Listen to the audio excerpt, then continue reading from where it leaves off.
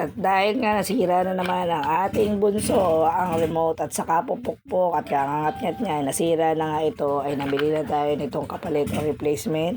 Ito ay class A version lang, pero syempre, pwede na talaga to. Okay, ito at pagpalitin lang natin. Wala kasing battery na available ngayon dito sa aming bahay, kaya kukunin ko lang tong battery na nandito sa lumang remote. Kasi AAA battery ang kailangan natin dito. Dalawang AAA battery. So ayan, kinuha ko lang yung sa luma. Ito yung luma natin. Ang problema nito, gumagana naman yung ibang functions niya. Pero itong power on ay hindi gumagana. Kaya kailangan mo pang pindutin ng TV doon sa kanyang mismong likod para mag-power on. So kaya nabili na tayo ng itong replacement. So iti-testing natin to kung talaga bagang sila ay... Tingnan nyo, may pagkakaiba din siya. Mas malapad tong isa kaysa dito. Ito yung original kasing remote ng ating TV. Ito yung replacement niya.